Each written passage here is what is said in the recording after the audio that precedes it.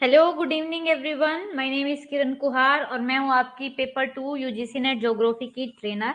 तो live class शुरू हो गई है। जल्दी से जल्दी अपनी लाइव क्लास ज्वाइन करो ताकि हम अपना जो नेक्स्ट टॉपिक है वो शुरू करते हैं। और इस क्लास में हम अपनी नई unit 6 settlement and population geography का टॉपिक 1 सेटलमेंट थ्योरीज कर रहे हैं। आपकी सेटलमेंट ज्योग्राफी में टोटल 7 थ्योरीज हैं। 7 यानी कि 10 थ्योरीज है टोटल, और उस 10 थ्योरीज में से आपके क्वेश्चंस आते हैं। तो 2 मिनट वेट कर लेते हैं ताकि बाकी जो स्टूडेंट्स है वो भी ज्वाइन कर ले, और उसके बाद जो क्लास है वो शुरू करते हैं।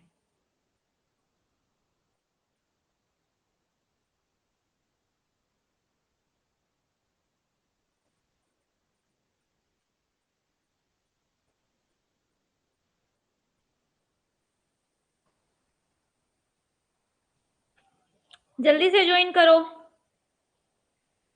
अच्छा, ये थ्योरीज तो आपकी कंप्लीट हो जाएगी। अगर किसी को कोई और सब्जेक्ट मतलब कोई और यूनिट में कोई प्रॉब्लम है, क्योंकि आज आपका साथ साथ में डाउट सेशन भी है, कोई भी क्लैरिटी नहीं है या कुछ प्रॉब्लम फेस कर रहे हो पढ़ाई करते वक्त, तो वो आप यहाँ पे शेयर कर सकते हो।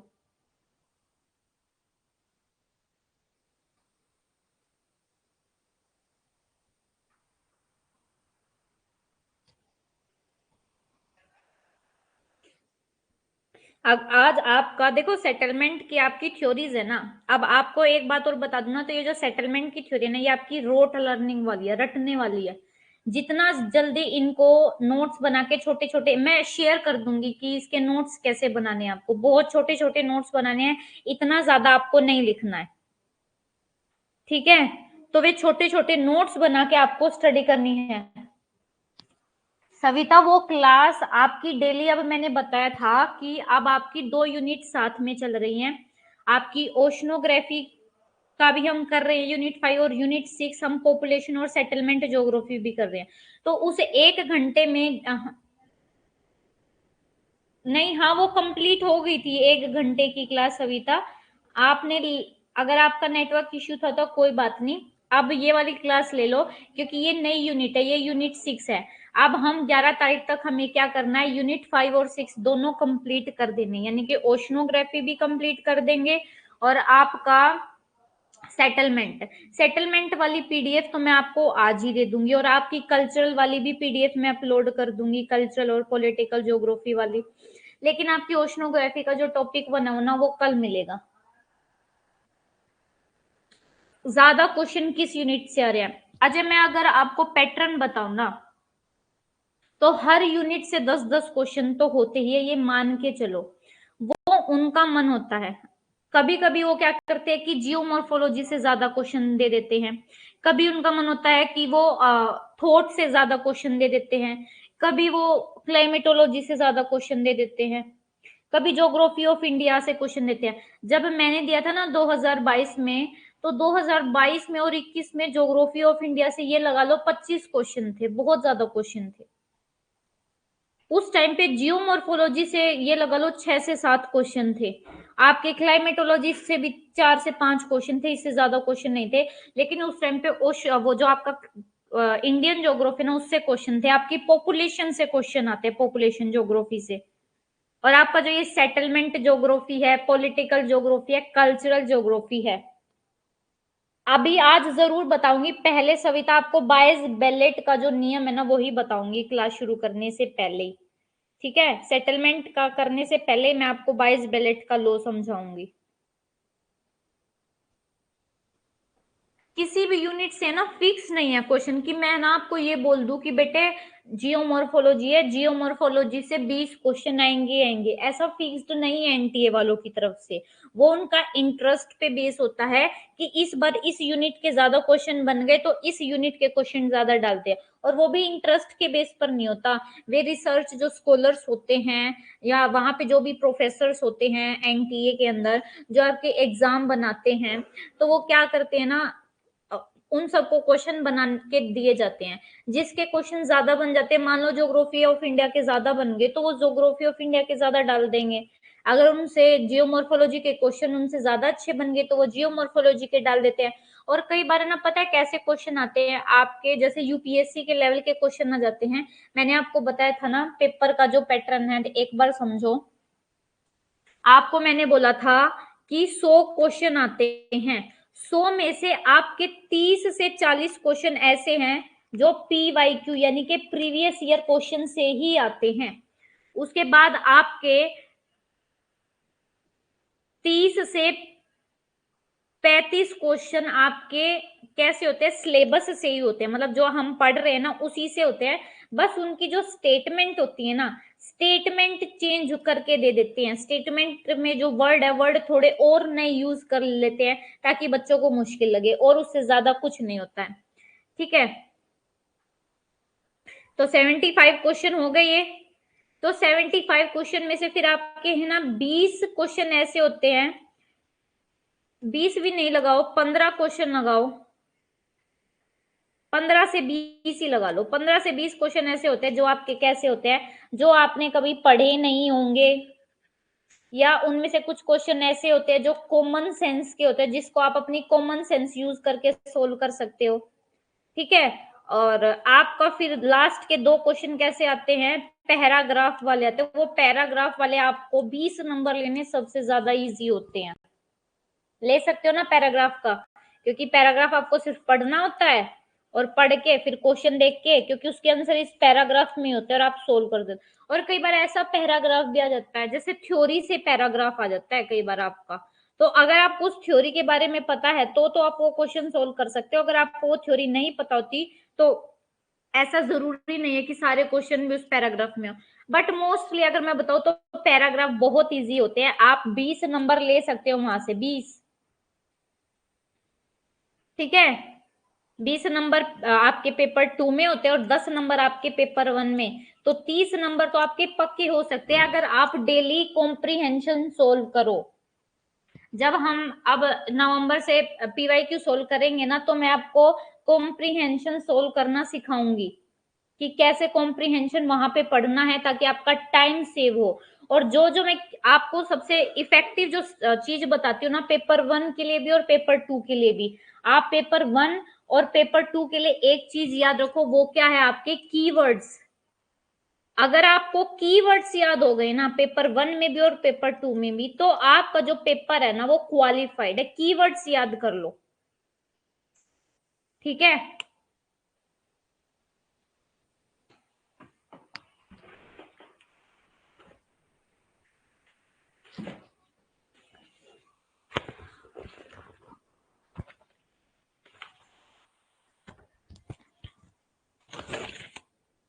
हाँ जी बिल्कुल सविता, पेपर 2 में आपके, वही तो बता रही हूँ मैं, ये मैंने आपके पेपर का पूरा पैटर्न बता दिया। कितने, देखो समझ लो एक बार दोबारा से ध्यान से समझो। पेपर 2 आपके सब्जेक्ट से रिलेटेड होता है, ज्योग्राफी का होगा। उसमें कितने क्वेश्चन होंगे टोटल, आपके 100 क्वेश्चन होंगे 200 नंबर के, यानी कि आपका एक क्वेश्चन 2 नंबर का होगा। अब आपका जो 80 क्वेश्चन होते हैं ना 100 में से, 80 नहीं 90 क्वेश्चन, 90 क्वेश्चन आपके कैसे होंगे, स्टेटमेंट वाले हो सकते हैं, सिर्फ 1 स्टेटमेंट यानी कि 1 लाइन वाले हो सकते हैं, 1 लाइन वाले होते हैं। दूसरा, आपकी 4-5 स्टेटमेंट दे दी जाती है, आपको उसमें से चूज करना होता है। तीसरा, आपके असर्शन और रीजन वाले। चौथा, आपके मैच द फॉलोइंग वाले। ये क्वेश्चन होते हैं आपके 90 क्वेश्चन में से। अब लास्ट के जो 10 क्वेश्चन बच गए ना, यानी कि आपके 5 क्वेश्चन एक पैराग्राफ के होते हैं और 5 क्वेश्चन आपको दूसरा पैराग्राफ दिया जाता है उसके होते हैं। टोटल आपके 2 पैराग्राफ आते हैं तो पेपर 2 में, यानी कि आपके 10 क्वेश्चन 20 नंबर के।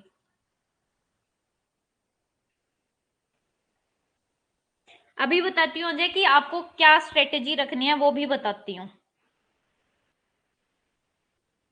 तो ये पैराग्राफ है, ठीक है।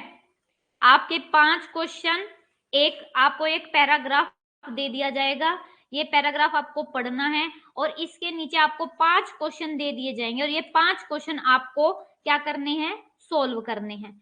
और ऐसे ही फिर दूसरा पैराग्राफ दिया जाएगा, दूसरे पैराग्राफ के नीचे आपके 10 आपके 5 क्वेश्चन हो गए 10 नंबर के, ये पैराग्राफ पढ़ना है और पढ़ के ये क्वेश्चन का जवाब देना है, तो आपके 20 नंबर का पैराग्राफ हो गया।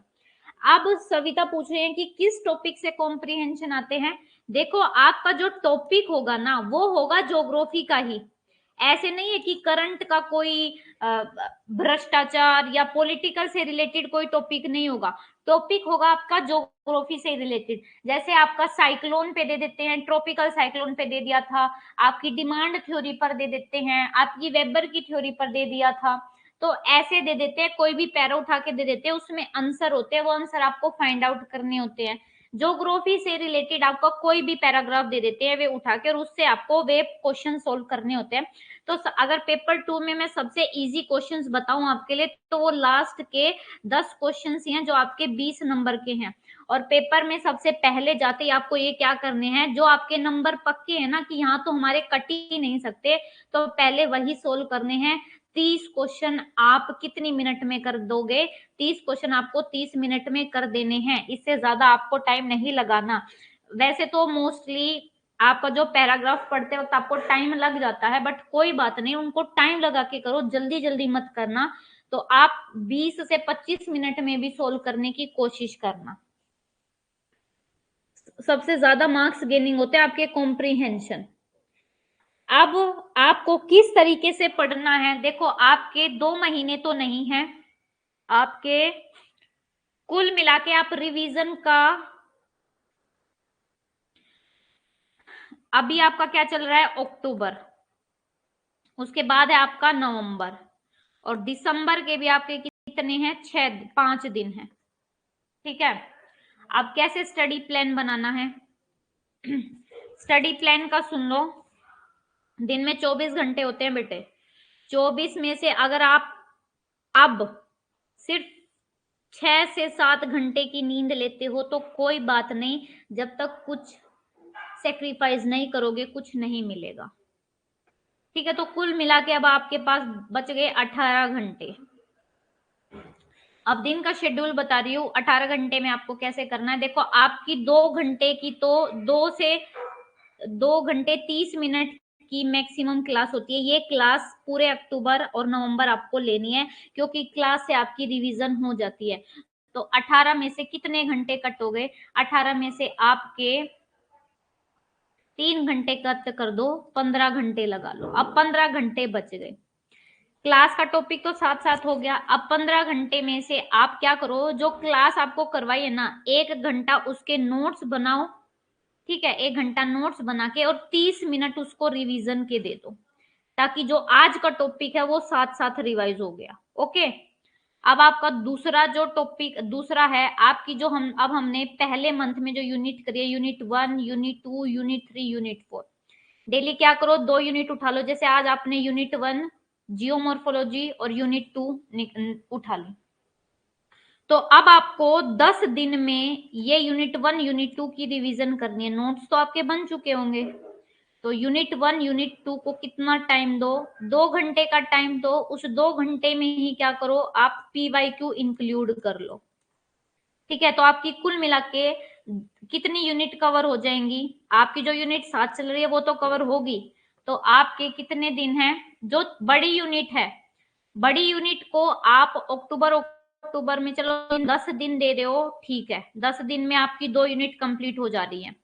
और आपकी जो छोटी यूनिट है उसको 2 या 3 दिन से ज्यादा मत दो, जैसे पॉलिटिकल और आपका कल्चरल है, इसको 2 से 3 दिन में खत्म कर दो, और फिर इसको लगातार रिवाइज करते रहो, और PYQ डेली सोल्व करने हैं। ये हो गया पेपर 2 का।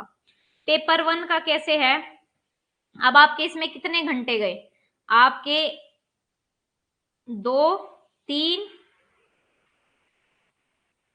3 घंटा 30 मिनट इसमें चले गए, है ना।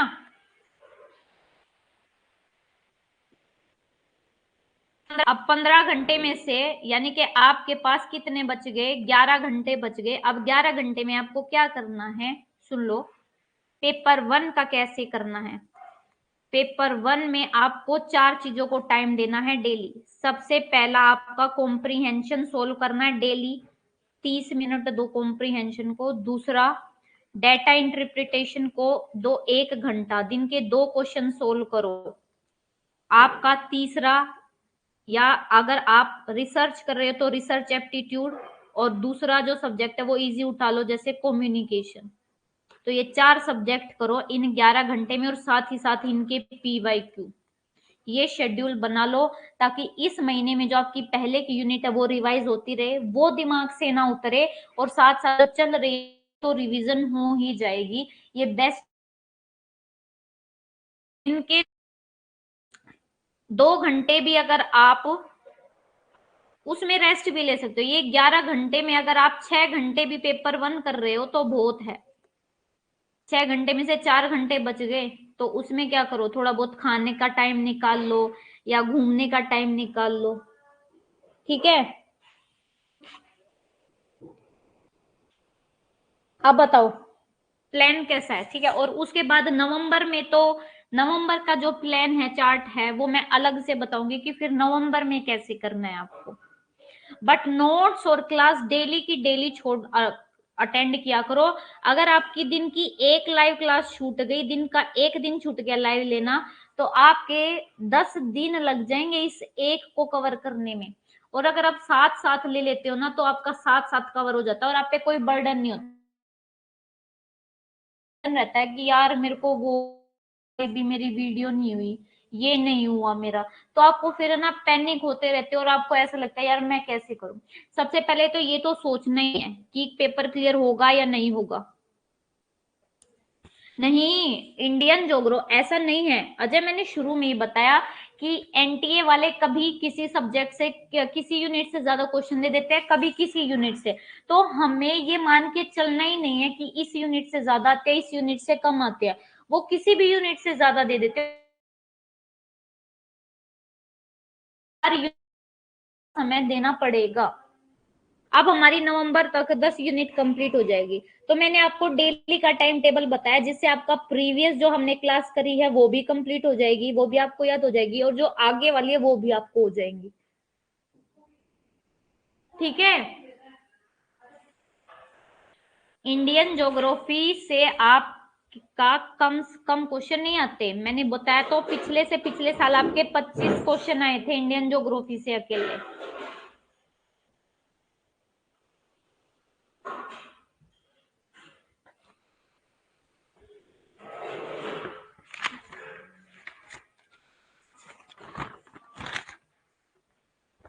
आया ये शेड्यूल समझ में आपको कैसे करना है?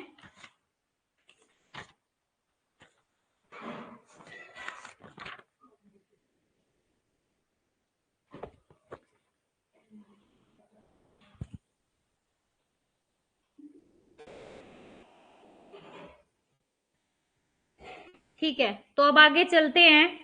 अब सविता का क्वेश्चन है कि मैम बाइस बेलेट लो बता दो।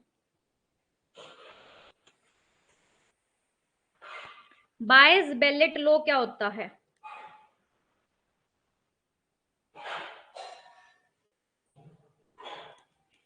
ये आपका किससे रिलेटेड है? बायस बेलेट लो आपका कोरियोलिस फोर्स से रिलेटेड है, यानी कि कोरियोलिस से रिलेटेड आपके ये बायस बेलेट लो है। तो आपके जो बेलेट है ना, वो कहाँ के थे? डच मेट्रोलॉजिस्ट थे।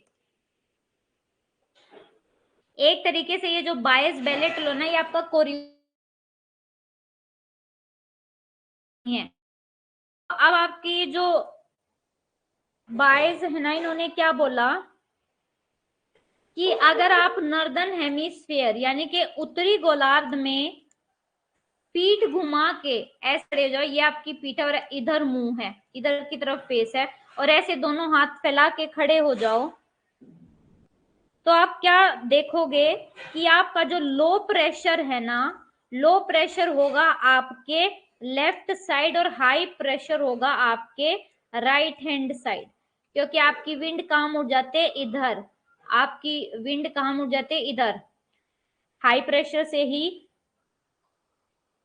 ये कनेक्शन, नेटवर्क प्रॉब्लम हो रही है आज, शायद ज्यादा हो रही है, उसकी वजह से हो जाता होगा।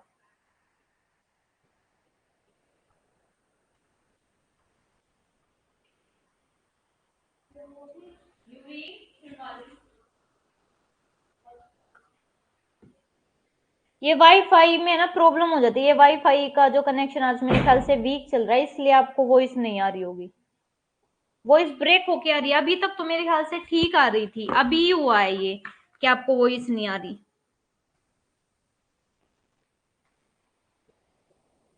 ये कहते हैं कि नॉर्दर्न हेमिस्फीयर में अगर हम पीठ घुमा के खड़े हुए ना, तो हमें ये फील होगा इधर लो प्रेशर, यानी कि left hand side low pressure और right hand side high pressure है।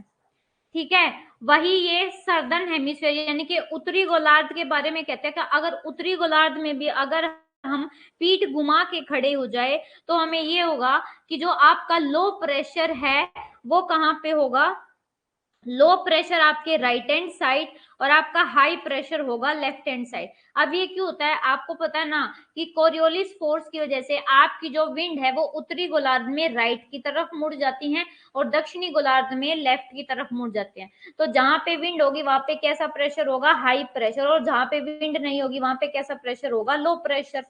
बस यही सिंपल सा है। तो हमें पता ही है कि आपका जो कोरियोलिस फोर्स है, कोरियोलिस फोर्स की वजह से विंड उत्तरी गोलार्ध में अपने राइट और दक्षिणी गोलार्ध में अपने लेफ्ट की तरफ मुड़ जाती हैं। तो इसीलिए ये सेम है कि उत्तरी गोलार्ध में जब हम पीठ घुमा के खड़े होते हैं तो हमारा जो हाई प्रेशर होता है वो राइट हैंड साइड और जो लो प्रेशर होता है वो लेफ्ट हैंड साइड होता है। और दक्षिणी गोलार्ध में इसका अपोजिट होता है कि जो आपका लो प्रेशर होता है वो राइट हैंड साइड होता है और जो हाई प्रेशर होता है वो लेफ्ट हैंड साइड होता है। ठीक है, आया समझ में ये कविता बायस बेलेट लो। ये 1857 में दिया था आपके बायस बेलेट ने, इसलिए इनके नाम पर ही इसको बोला जाता है बायस बेलेट लो। ठीक है, अब आगे हम शुरू करते हैं अपना सेटलमेंट ज्योग्राफी में सबसे पहली जो आपकी थ्योरी है उसका क्या नाम है, theory of origin of town by Gordon Childe. Gordon Childe की थ्योरी है। ठीक है, अगर आपको दे दिया जाए गॉर्डन चिल्डे ने आपके जो नगर हैं, नगरों की उत्पत्ति के संबंध में अपना सिद्धांत दिया है।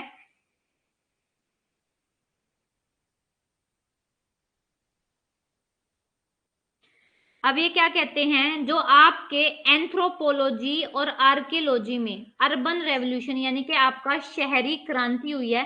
शहरी क्रांति वो प्रक्रिया है जहां से आपका रूरल एरिया यानी कि गांव वाला एरिया किस में चेंज हो जाता है, नगर वाले एरिया में, यानी कि एक कृषि प्रधान क्षेत्र किस में चेंज हो गया, आपके सर्विस सेक्टर के रूप में शहरी समाजों में बदल दिया गया। अब आपसे यहां से क्या क्वेश्चन आया है, ये क्वेश्चन आया है कि अर्बन रेवोल्यूशन वर्ड टर्म किसने यूज किया।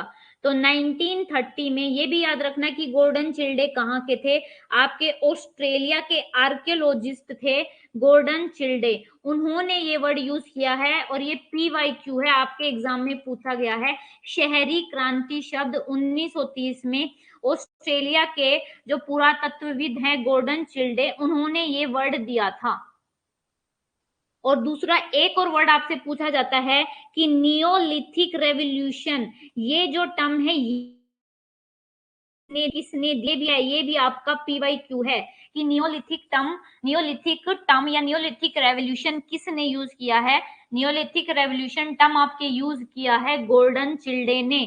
नियोलिथिक यानी कि नवपाषाण क्रांति, ये भी आपके गॉर्डन चिल्डे ने दिया है, जिसमें ये बताया, जिसमें पहले की प्रक्रिया का वर्णन किया गया था जिसके द्वारा शिकारी फसलों और जानवरों को पालतू बनाते थे और परिचय देते थे।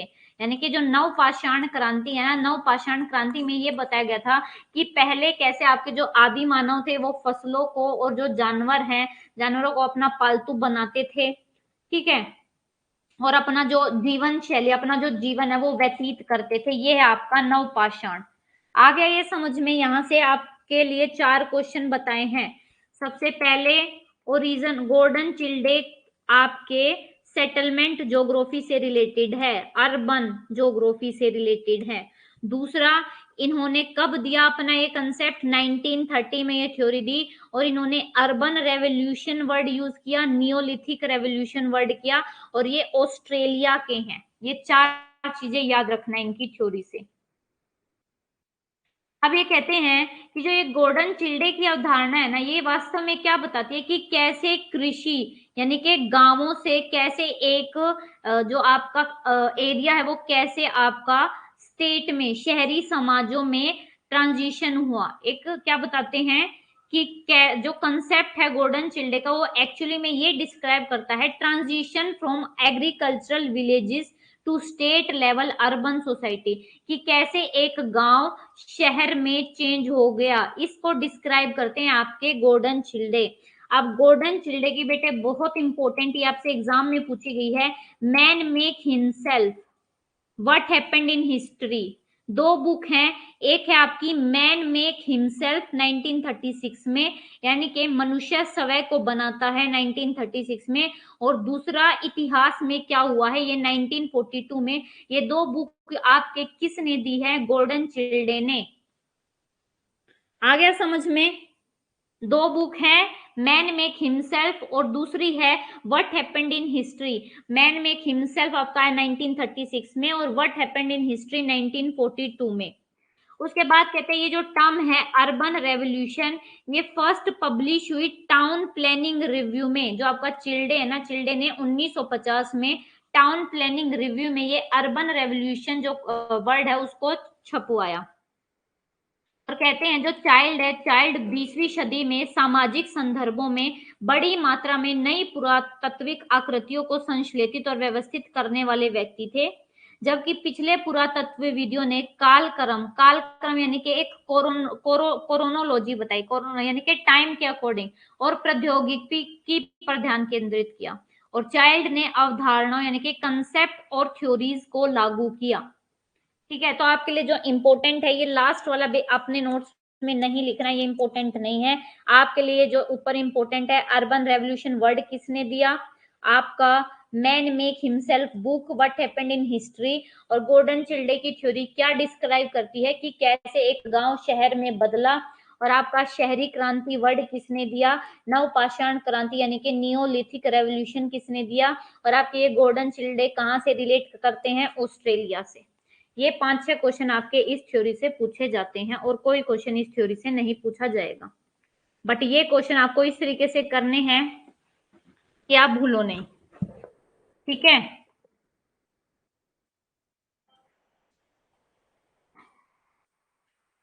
हो गया क्लियर? ये थ्योरी क्लियर होगी? ये बहुत छोटी छोटी थ्योरी है, सारी जो थ्योरी है ना आपकी इसमें, ये बहुत छोटी छोटी है। अब नेक्स्ट जो थ्योरी है, ये भी टाउन के ओरिजिन से, यानी कि कैसे एक टाउन, कैसे एक जो आपका शहर है उसका ओरिजिन कैसे हुआ। अगर आपसे पूछा जाए कि टाउन, मान लो ये क्वेश्चन दे दिया जाए कि आपको टाउन से रिलेटेड आपके जो आर्कियोलॉजिस्ट है उनके नाम दे दिए जाए, जैसे एक दे दिया आपका गॉर्डन चिल्डे, आपका हेनरी पाइनरे दे दिया, आपका होमर होयट दे दिया, और आपका एक और कोई नाम दे दिया, तो ये तीनों तो टाउन के ओरिजिन से रिलेट रखते हैं, चौथा नहीं रखता। ठीक है, ऐसे क्वेश्चन आएंगे, ये नाम याद रखना, और ये कहाँ से बिलोंग है, ऑस्ट्रेलिया से है, कहाँ से है, ये भी याद रखना। ये थ्योरी क्लियर हो गई होगी? कोई डाउट तो नहीं है इस थ्योरी के रिगार्डिंग?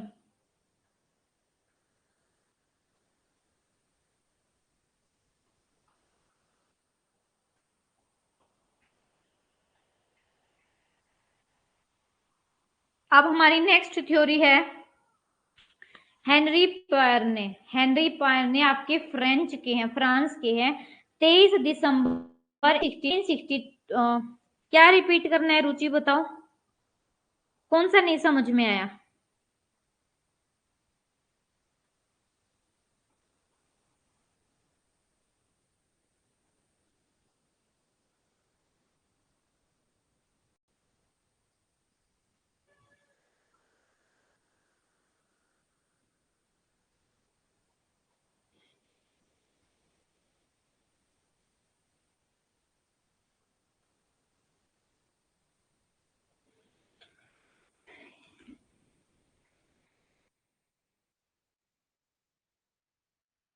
ये आपकी थ्योरी है, कौन सी थ्योरी? ओरिजिन ऑफ टाउन, यानी कि आपके एक शहर का ओरिजिन कैसे हुआ, इससे रिलेटेड थ्योरी आपके गोल्डन चिल्डे की।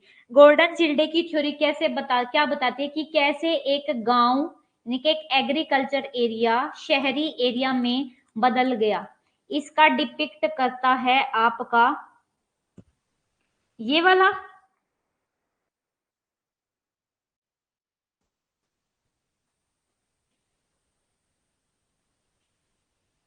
ये वाली स्लाइड बतानी है। अच्छा, तो आपका जो कंसेप्ट है ना गोल्डन चिल्डे का, यानी कि जो थ्योरी है, ये एक्चुअली ये बताता है, हिंदी में देख लो कि गोल्डन चिल्डे की जो अवधारणा है ना, वो ये बताती है कि कैसे आपका कृषि, एक जो कृषि वाला गांव है, कैसे बड़े राज्य स्तरीय शहरी समाजों में बदला। यानी कि कैसे एक गांव, एक कृषि प्रधान गांव, कैसे बड़े मेट्रोपॉलिटन और स्टेट और टाउन में चेंज हो गया। उसके बाद इनकी ये दो बुक है, मनुष्य स्वयं को बनाता है और इतिहास में क्या हुआ, ये दोनों बुक आपको याद रखनी है। दूसरा ये शहरी क्रांति वर्ड, यानी कि आपका द अर्बन रेवोल्यूशन, ये इन्होंने कब पब्लिश किया? 1950 में टाउन प्लानिंग रिव्यू में इन्होंने अपना ये कंसेप्ट दिया। ठीक है, बस आपको यहीं तक करना है, उसके बाद ये थ्योरी आपके लिए इंपॉर्टेंट नहीं है। अच्छा, ये वाली जो लाइन है ना, इसमें ये बताते हैं कि जो आपका गोल्डन चिल्डे है ना, वो सबसे पहले यानी कि पायोनियर आपके आर्कियोलॉजिस्ट हैं, जिन्होंने इसमें अर्बन ये आर्कियोलॉजी में सोशल कंटेक्स्ट यानी कि समाज को भी ध्यान दिया 20वीं सदी में। लेकिन जो आपके पुराने आर्कियोलॉजिस्ट हैं, उन्होंने सिर्फ किस पे ध्यान दिया? टाइम पर और टेक्नोलॉजी पर ध्यान दिया, और किसी चीज पर ध्यान नहीं किया। और चाइल्ड ने, जो आपके गोल्डन चिल्डे हैं, उन्होंने आर्कियोलॉजी में कंसेप्ट और थ्योरी को लागू किया सोशल साइंस की, सोशल साइंस से। बस ये है। अब आपकी सेकंड थ्योरी है हेनरी पायरने की। हेनरी पायरने की भी जो थ्योरी है वो ओरिजिन ऑफ टाउन से रिलेटेड ही है। आपके जो हेनरी पायरने हैं, वो एक बेल्जियम हिस्टोरियन है। 23 दिसंबर 1862 से 24 अक्टूबर 1935 से ये जीवित रहे। बेल्जियम के एक हिस्टोरियन है, और इनकी जो थ्योरी है ना, याद रखना किससे रिलेटेड है? मेडिवल सिटी एंड ट्रेड से रिलेटेड है। ये पता है क्या बताते हैं अपनी थ्योरी में? ये थ्योरी में कैसे बताते हैं कि कैसे व्यापार की वजह से आपके टाउन्स का ओरिजिन हुआ। आप अभी भी देखते हो ना कि जैसे है ना, कई बार ना ट्रेड करने की वजह से आपके ना कई टाउन्स का ओरिजिन हो जाता है। जैसे मान लो हमें, ये हमारा इंडिया की ये एरिया समुद्र से लगता है, तो हमें पता है कि अगर हम समुद्र के पास रहेंगे तो दूसरे देशों से कनेक्ट ज्यादा हो पाएगा, क्योंकि हमें ओशन से उनसे कनेक्ट करते हैं। तो ये क्या करते हैं ना, यहाँ पे आपके ना नई नई सिटी सिटी बसने लग जाते हैं, लोग आसपास रहने लग जाते हैं। कैसे? कोई काम करने वाला रहने लग जाता है, अपने दूर गांवों से आके यहाँ पे रहने लग जाता है। कोई आपके बड़े बड़े ऑफिसर हैं, वे भी यहाँ पे रहने लग जाते हैं। तो इस तरीके से आपका जो टाउन है ना, उसका ओरिजिन होता है। ठीक है। हेनरी पायर ने ये मेडिवल सिटी, इनकी जो थ्योरी का आपको अगर कीवर्ड बताना, तो ये मेडिवल सिटी एंड ट्रेड आपके लिए कीवर्ड है। हेनरी पायरने ने सबसे पहले अपने आइडिया एक्सप्रेस किए 1895 में एक आर्टिकल में। वो आर्टिकल क्या था? European towns.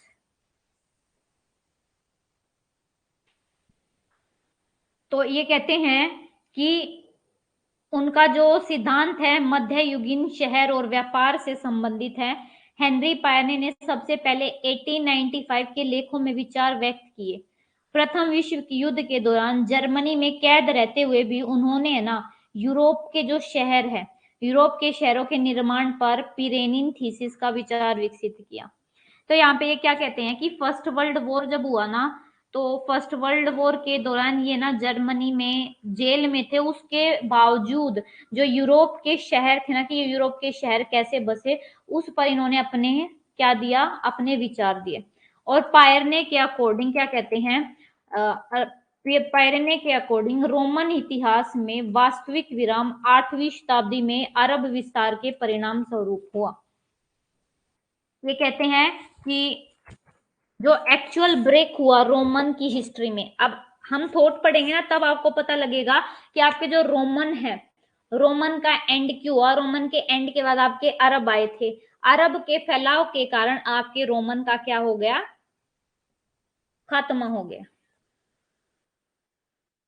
अब आगे कहते हैं कि आज का जो दक्षिण पूर्वी टर्की है, सीरिया है, फिलिस्तीन है, उत्तरी अफ्रीका है, स्पेन और पुर्तगाल में इस्लामी विजय ने पश्चिम यूरोप में आर्थिक संबंधों को तोड़ दिया और इस क्षेत्र को व्यापार से काट दिया और इसे एक स्थिर बैकवाटर में बदल दिया।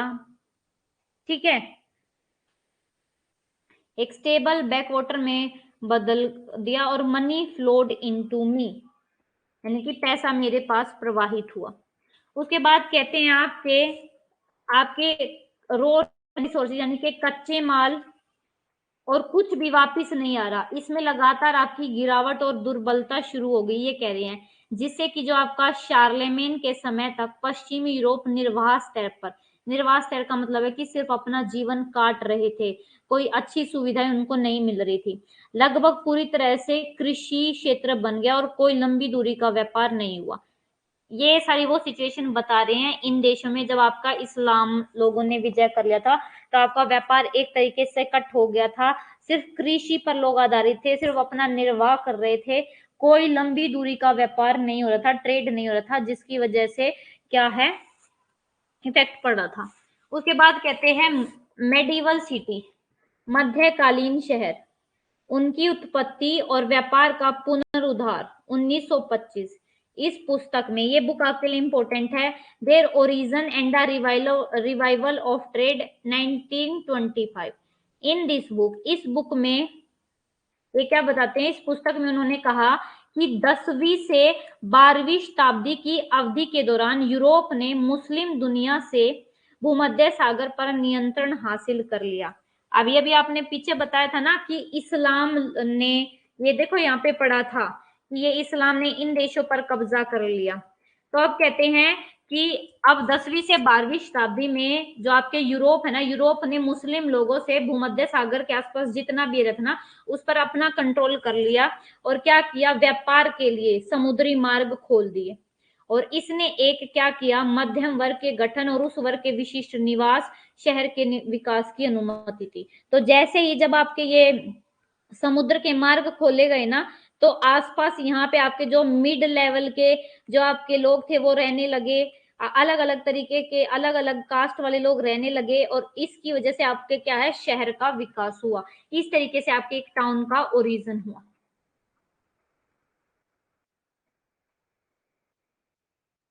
तो कहते हैं मोहम्मद और जो शार्लेमेन है पिरेन के पहले ड्राफ्ट से प्रकाशित हुआ। इसका जो लेख है, ये लेख याद रखो, article the stages in the social history of capitalism 1914 में, ये इनकी बुक है, economic and social history of medieval Europe, ये कीवर्ड है जहां पे भी मेडिवल यूरोप बात आ जाए, a history of Europe from the end of Roman world in the west to the beginning of western state, ये भी इनकी बुक है। तो ये कहते हैं जो पायरन ने उन शहरों के अध्ययन में भी ना स्थायी योगदान दिया जो रोमन सभ्यता के अंत और मध्ययुगीन शहरी संस्कृति के पुनर्जन्म की विवादास्पद व्याख्याएं थी।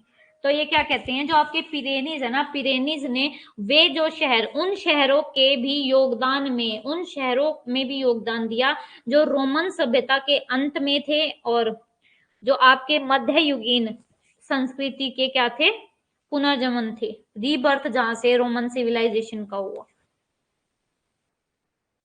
ये आपकी किसकी थ्योरी थी, इतनी इजी सी थ्योरी, कुछ याद ही नहीं करना, इसमें तो आपको बस ये बताया कि कैसे आपके इस्लाम ने कंट्रोल कर लिया देशों को, जिसकी वजह से व्यापार खत्म हो गए, फिर इस्लाम से यूरोप ने उन देशों पर कंट्रोल किया और जैसे यूरोप ने कंट्रोल किया तो यूरोप ने समुद्र को व्यापार के लिए खोल दिया और जैसे ही व्यापार के लिए खुला तो आपके जो है नए नए शहर का ओरिजिन हो गया, नए नए शहर बसने लगे। ये थ्योरी है, इसमें और कुछ ज्यादा आपको याद ही नहीं रखना, आपको ये सारी कहानी याद करने की जरूरत नहीं है, इसमें बस ये बुक और ये आर्टिकल लिख लेना ठीक है, क्योंकि आपको स्टोरी तो पता लग गई क्या है। और बस ये देख लेना कि आपकी हेनरी पायरने की भी थ्योरी है टाउन से रिलेटेड, ये बेल्जियम के हैं। और मेडिवल सिटी एंड ट्रेड के ऊपर इन्होंने, इनकी जो थ्योरी है वो मेडिवल सिटी और ट्रेड से रिलेटेड है। और इन्होंने सबसे पहले अपने आइडिया 1895 में एक्सप्रेस किए। बस ये थ्योरी है आपकी। आई समझ में ये थ्योरी?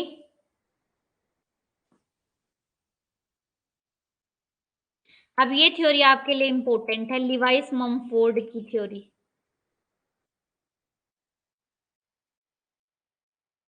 थोड़ा सा रह गया है बस।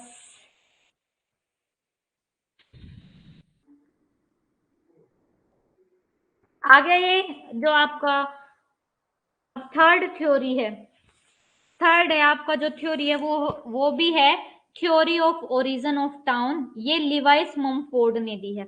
अब लिवाइस ममफोर्ड ने भी अपने जो विचार है ना वो व्यक्त किए। अब आपको क्या याद रखना है, बस लिवाइस ममफोर्ड की थ्योरी में आपको याद रखना है कि लिवाइस ममफोर्ड ने सोशल चेंज और कल्चरल चेंज बताए।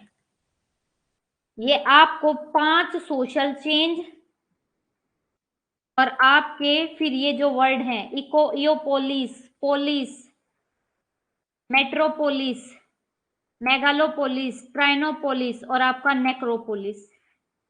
हाँ जी, अब बस आपको ये याद रखना है क्योंकि ये आपके एग्जाम में पूछे गए हैं। अब लिवाइस ममफोर्ड क्या कहते हैं, सबसे पहले देखो आपका क्या लिखना है इसमें, नोट्स बनाओगे तो बस लिखना है Levi's Mumford, theory of origin of town bye Levi's Mumford. Levi's Mumford कहाँ के हैं, अमेरिकन हिस्टोरियन है, ये लिखोगे। ठीक है, अमेरिकन ये हिस्टोरियन भी हैं, सोशियोलॉजिस्ट भी हैं, फिलोसफर भी हैं और लिटरेरी क्रिटिक भी हैं। अब ये क्या कहते हैं, उनका जो मुख्य विचार है वो शहरों का उदय, सामाजिक और सांस्कृतिक। अब देखो ये बात याद रखना बेटे कि आपके जो लिवाइस ममफोर्ड है उन्होंने 4 आपके सोशल चेंज और 6 आपके सांस्कृतिक चेंज बताए हैं। His main idea the rise of cities, ये बोलते हैं कि जो आपके सिटी है ना,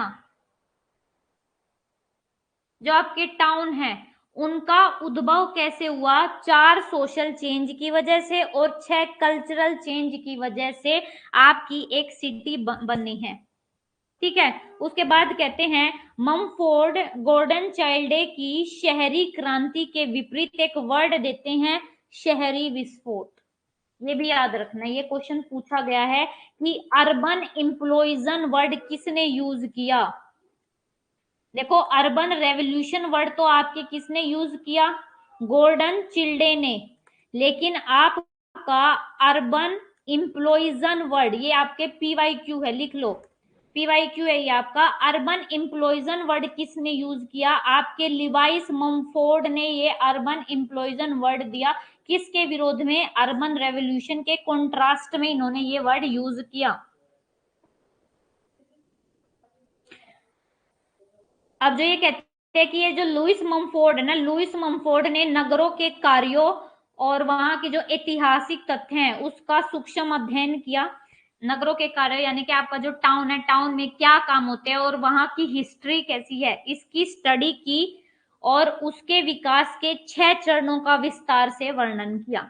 अब आपको देखो ये 5 मैंने ये गलत से लिख गया है, ये आपके कल्चरल चेंजेस हैं ये वाले, यहाँ से जो शुरू होंगे। आपके 4 जो सोशल है वो है इको टेक्निक। सबसे पहला जो सोशल चेंज है वो इको टेक्निक। फिर है आपका पेलियो टेक्निक। इको टेक्निक में आप क्या है कि पहले समाज में आपका लकड़ी, हवा, पानी। फिर आपका पेलियो टेक्निक यानी कि कोयले का यूज होना शुरू हुआ। फिर नियो टेक्निक यानी कि आपका शहरीकरण हुआ, आपकी टेक्नोलॉजी आने लगी।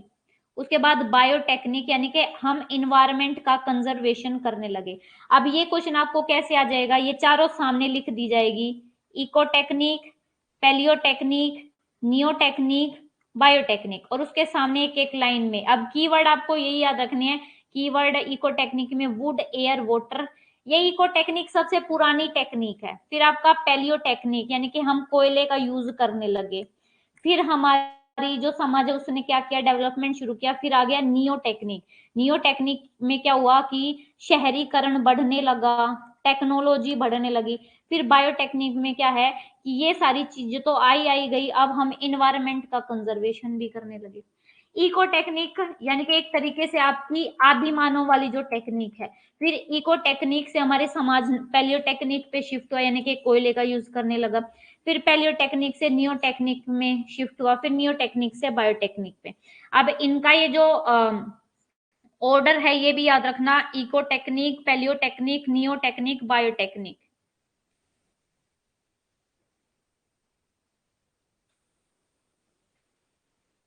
ठीक है, ईपीएनबी लगातार जब इसको पढ़ोगे, ईपीएनबी।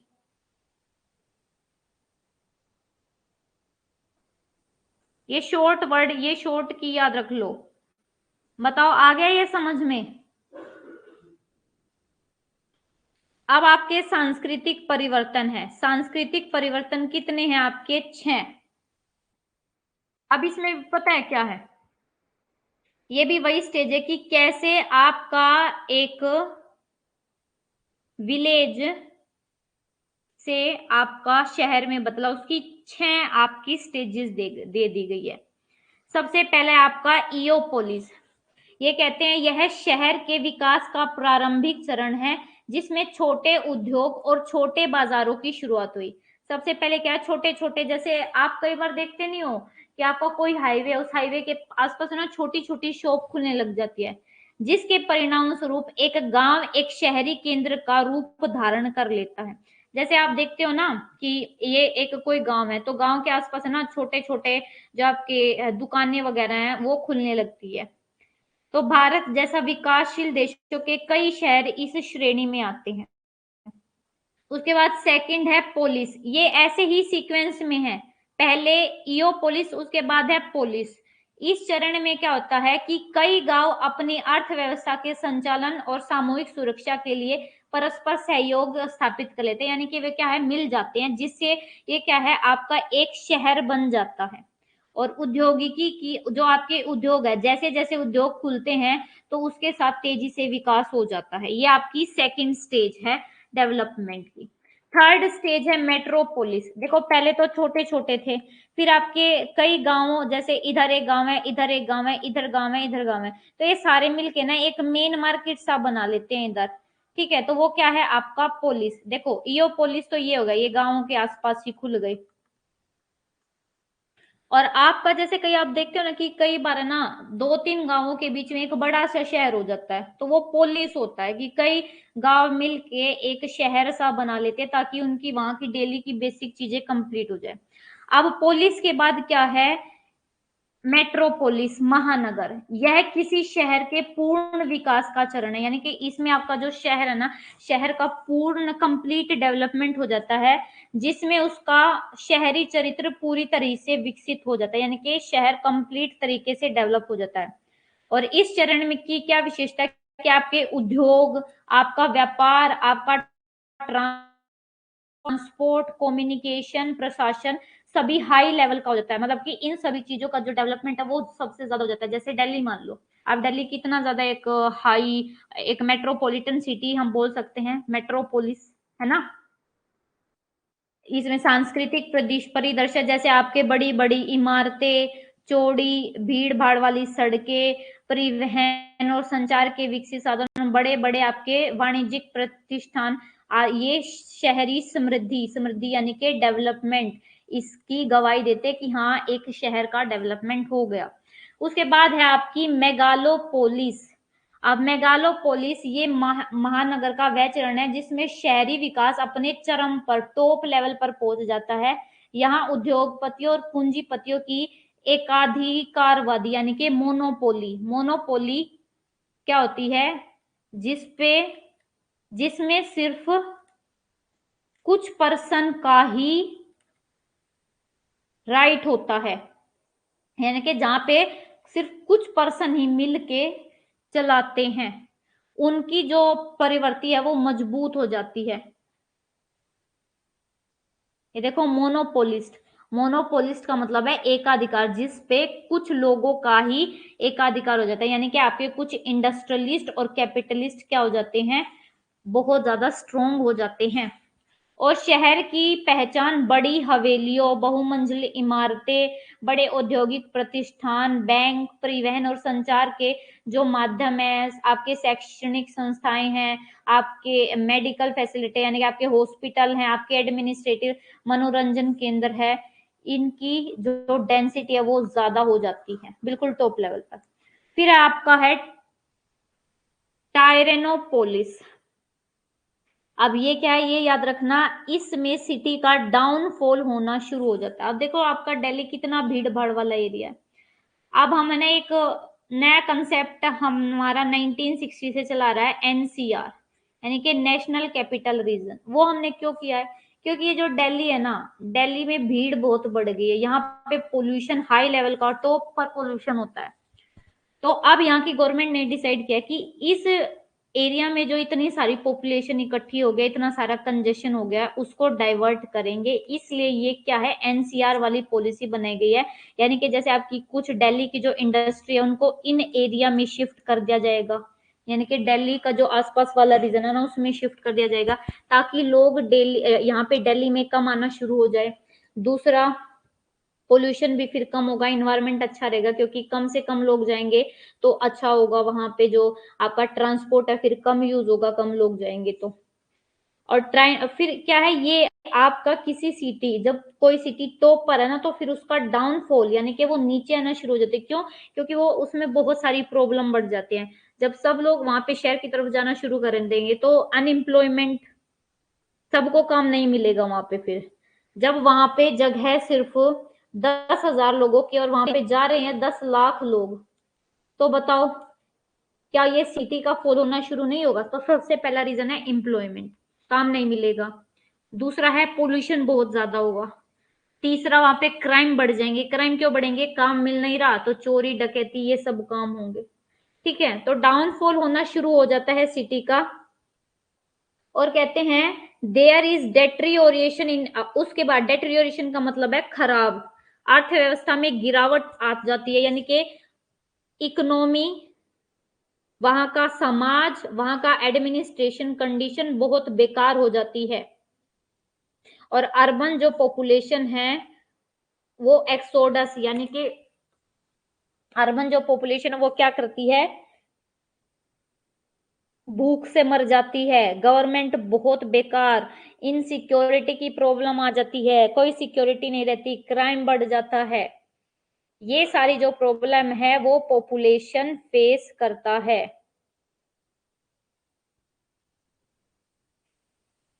ठीक है,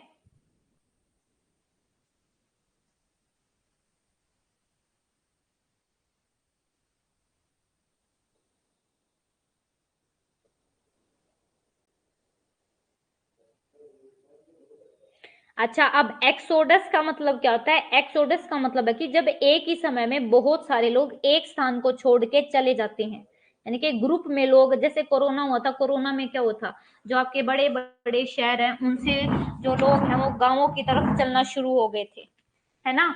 तो एक्सोडस यानी कि मास में जब आपके लोग ग्रुप में मूवमेंट करना शुरू कर देते हैं। उसके बाद आपकी जो नेक्स्ट सिचुएशन है, सबसे लास्ट वाली, वो है नेक्रोपोलिस। अब नेक्रोपोलिस क्या होता है, यह शहर के अंत की अवस्था है, जिसमें शहरी अर्थव्यवस्था के बिगड़ने से भूखमरी, अकाल, महामारी आदि का प्रकोप बढ़ जाता है। खराब प्रशासन, भ्रष्टाचार, असुरक्षा के कारण लूट, चोरी, आगाजनी, हत्या और दंगे शुरू हो जाते हैं, और शहरी जीवन नर्क हो जाता है, शहर तबाह हो गया है, और इसका भीतरी इलाका आर्थिक संकट की स्थिति में पहुंच गया है। और जब कोई भी ऐसा एरिया इस स्थिति में पहुंच जाता है तो क्या हो जाता है, वो शहर खत्म हो जाता है। तो ये कैसी आपकी स्टेज है, सिटी के एंड की स्टेज है। नेक्रोपोलिस का मतलब है एंड ऑफ सिटी, और आपके ट्राइनोपोलिस का मतलब है डाउनफॉल, यानी कि शहर में गिरावट। ठीक है।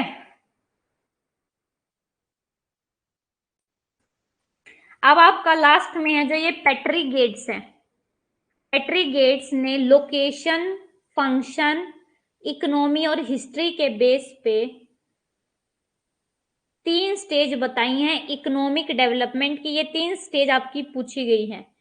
EO technique, palaeo technique, neo technique.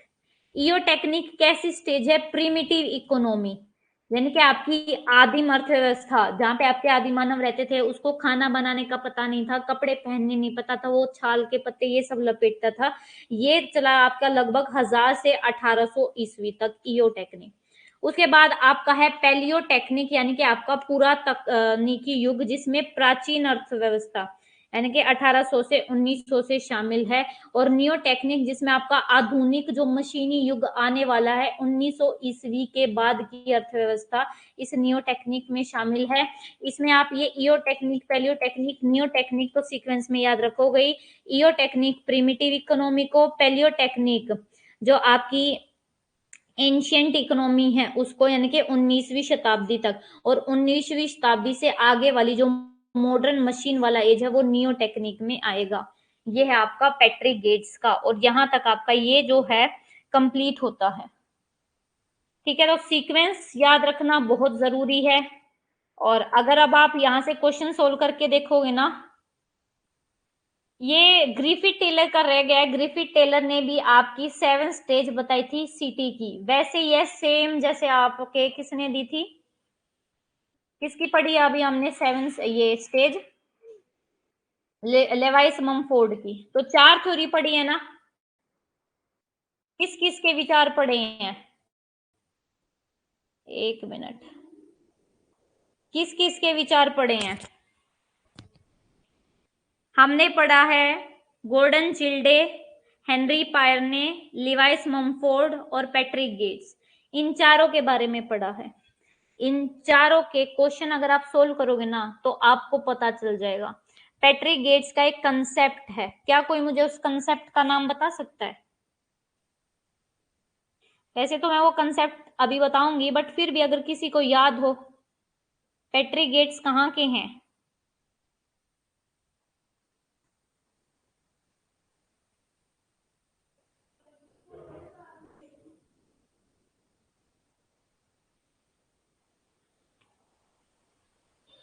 आपका जो कोन्यूरबेशन का कंसेप्ट है ना, जो एग्जाम में पूछा भी गया है कि आपका कोन्यूरबेशन कंसेप्ट किसने दिया, यानी कि सन नगर का कंसेप्ट, वो आपके पैट्रिक गेट्स ने ही दिया है। क्वेश्चन देखोगे 1915 में ये वर्ड दिया है आपके पैट्रिक गेट्स ने।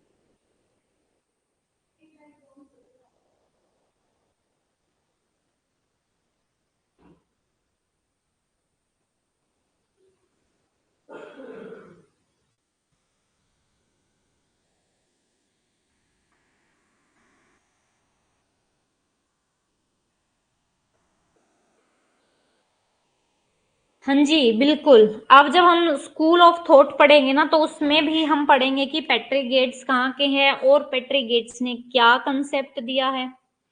तो अब मुझे बताओ ये कैसी थ्योरी थी? इंटरेस्टिंग थ्योरी थी ना। अब ये ऐसे ही करके हमारी यूनिट 2 यूनिट एक साथ कंप्लीट हो जाएगी। और आपको देखो ये थ्योरी को तो कुछ समझने का है ही नहीं, अभी क्लास के साथ साथ ही समझ में आ गया होगा।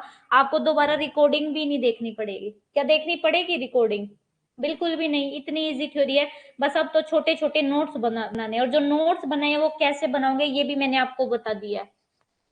हाँ, इमेजिन थ्योरी है, बहुत इमेजिनेटिव है, हम खुद इमेजिनेशन कर सकते हैं इसमें। ठीक है, तो अब मिलते हैं कल। कल भी हमारी क्लास कितने बजे होगी? 5 से 7 बजे ही रहेगी बेटे। हाँ, ये मैं पीपीटी आपकी अपलोड कर दूंगी, बट अभी नहीं करूंगी क्योंकि अभी 4-5 घंटे से लगातार लैपटॉप वर्क कर रहा है, तो इसको थोड़ा सा बंद करके मैं 10 साढ़े 10 तक आपका पीपीटी अपलोड कर दूंगी। ओके, और एक बार मेरे को ग्रुप में मैसेज कर देना जय कि ma'am PPT upload PDF upload करना है। ओके, मैं आपकी कल्चरल वाली भी पीपीटी पीडीएफ अपलोड कर दूंगी और ये सेटलमेंट वाली भी, क्योंकि ये थ्योरी हो गई है। Okay, now you can leave the class. कल भी क्लास इतने बजे है, बाकी मैं क्लास का टाइम, क्योंकि पेपर 1 का टाइम अब शिफ्ट हो जाएगा। कभी आपकी क्लास क्योंकि यूट्यूब पर भी होगी, तो उसके अकॉर्डिंग ही मैं डेली आपको क्लास का टाइम बता दूंगी, थोड़ा सा शेड्यूल चेंज होता रहेगा, बट मोस्टली आपकी क्लास यही रहेगी। ठीक है, तो मिलते हैं कल। Thank you so much, good night, take care, अच्छे से पढ़ो।